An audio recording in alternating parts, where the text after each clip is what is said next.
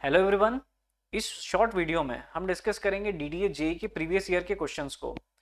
Upcoming DDA JEE exam जो बच्चे लिखने जा रहे हैं उनके लिए काफ़ी हेल्पफुल है ये वीडियो। क्विकली डिस्कस करेंगे 23 अप्रैल 2018 शिफ्ट 1 पेपर में सर्वेइंग के किस टाइप के क्वेश्चन आए। आइए देखते हैं क्या लेवल रहा है उसका। First question, it is known fact that the declination at any place keeps changing and does not remains constant with time. Which of the following is not a type of declination? Annual, secular, monthly and diurnal. तो video को pause करिए और खुद try करिए इसका answer देने का।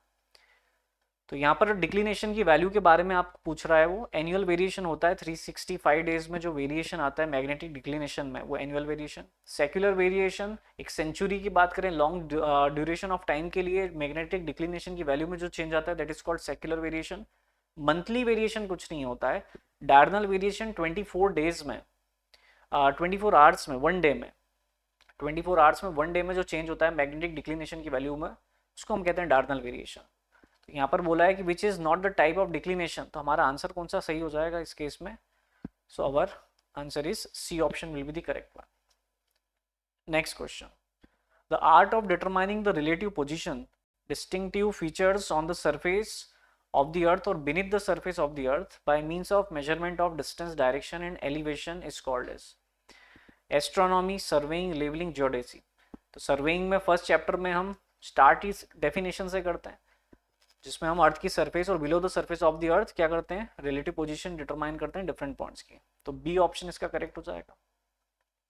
Next question, question number 3, the imaginary level surface with reference to which vertical distances of the points are measured is called as। The imaginary level surface के बारे में पूछ रहा है आपसे। वीडियो को पॉज करिए और आंसर करिए। मीन सी लेवल है, हॉरिजॉन्टल प्लेन है, रिड्यूस लेवल है या डेटम सरफेस है। अब इसमें आप हो सकता है कंफ्यूज हो जाओ दो ऑप्शन के बीच में। इमेजनरी लेवल सरफेस आपको बोला है तो मीन सी लेवल भी हो सकता है और डेटम सरफेस भी हो सकता है। दोनों रेफरेंस सरफेस है ना, दोनों रेफरेंस सरफेस है, लेकिन दोनों में से आप कौन सा टिक लगाओगे? The imaginary level surface with reference to which the vertical distance of point measured, तो दोनों से ही वर्टिकल डिस्टेंस मेजर कर सकते हैं। लेकिन जब हम बात करते हैं वर्ल्ड लेवल पर तो रेफरेंस किसको लिया जाता है? मीन सी के लेवल को रेफरेंस लिया जाता है और उसी को हम डेटम बोल देते हैं। मान लो आप मीन सी लेवल, क्योंकि यहाँ तो एक आंसर टिक लगाना है अपन को, तो मीन सी लेवल को रेफरेंस ना लेते हुए किसी और चीज को यदि रेफरेंस लें और वहां से डिफरेंट पॉइंट की हाइट को मेजर करें तो वो भी तो एक रेफरेंस सरफेस हो जाएगी। तो किसी भी रेफरेंस सरफेस को हम क्या कहते हैं? डेटम।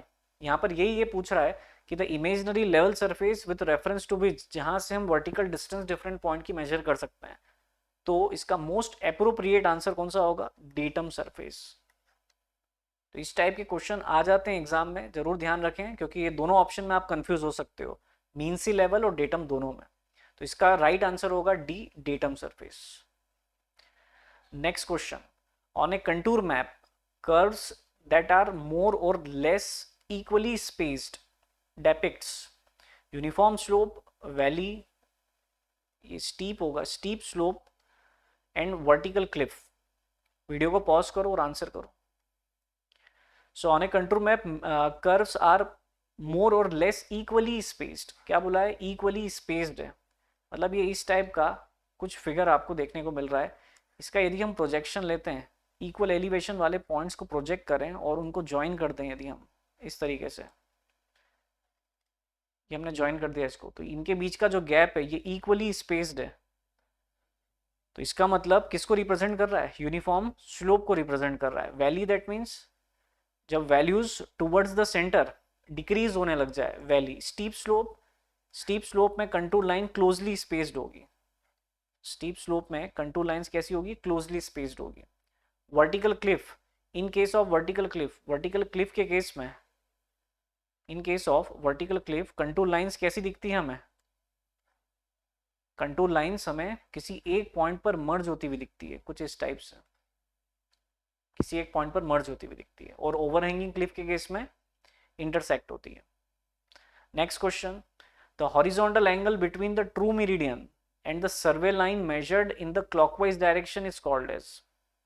तो वीडियो को पॉज करिए और आंसर करिए। Azimuth, true bearing, grid meridian and arbitrary meridian.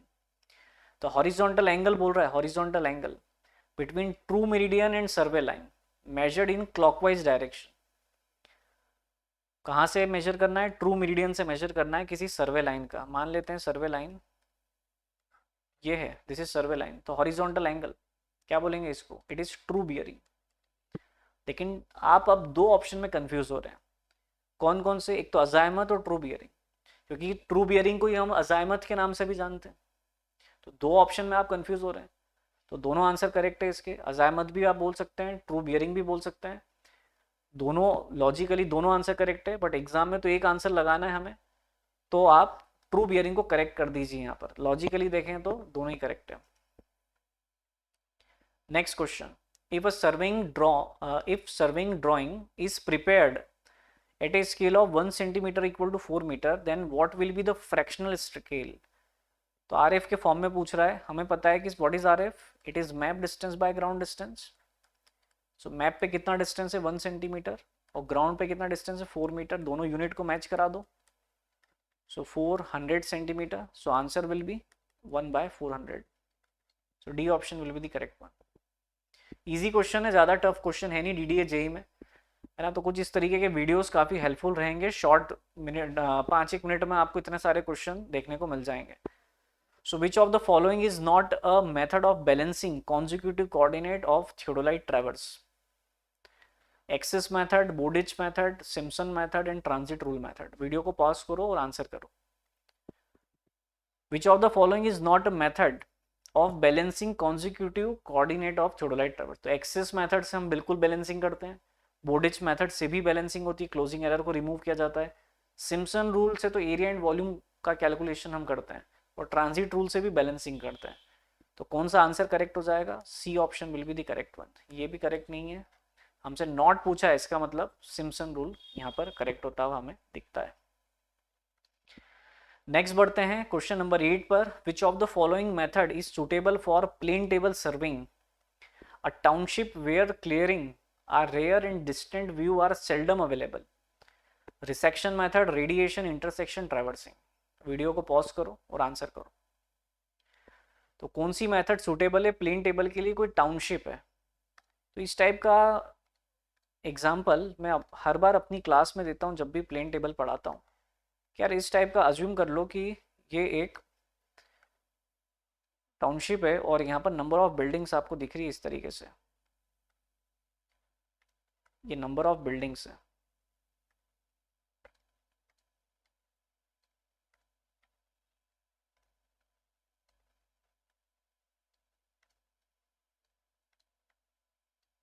इस टाइप से नंबर ऑफ बिल्डिंग्स है, और यहाँ पर आपको एक पॉइंट दिख रहा है, A point, B point, suppose here it is B point and C point.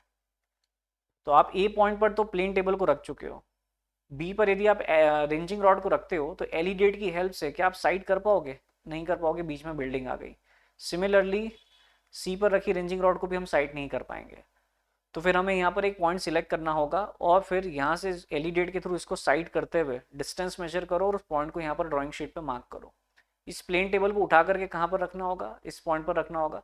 फिर वहाँ से एलिडेट के थ्रू बी और सी पर रेंजिंग रॉड को साइड करके इन पॉइंट को हम मार्क कर सकते हैं। तो इसका मतलब क्या हुआ कि प्लेन टेबल को आपने शिफ्ट किया, सीरीज ऑफ कनेक्टेड लाइंस आप फॉर्म कर रहे हो। तो ना तो रिसेक्शन मेथड है ये, रिसेक्शन मेथड में तो हम इंस्ट्रूमेंट की पोजीशन को रिलोकेट करते हैं। रेडिएशन मेथड में ओपन ग्राउंड और जहाँ पर स्टेशन इजीली विजिबल होते हैं वहाँ पर एप्लीकेबल है स्मॉल ग्राउंड एरिया के लिए।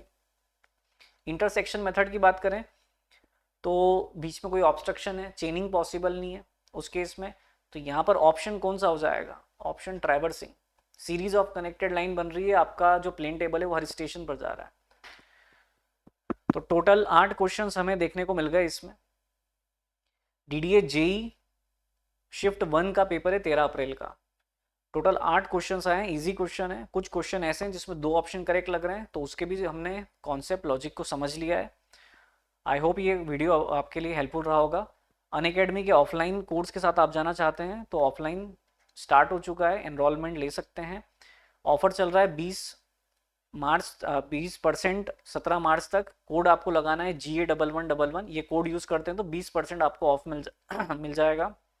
बैच ई स्टार्ट होने जा रही है 18 मार्च से, GA1111 कोड लगाएं और एनरोलमेंट लीजिए इसमें। इतना इफेक्टिव प्राइस है, यदि आप 6 महीने के साथ जाते हैं, और 24 मंथ के लिए इतना इफेक्टिव प्राइस रहेगा जब आप कोड ये वाला लगा लेंगे GA1111। तो आज की वीडियो में इतना ही, मिलते हैं नेक्स्ट वीडियो में।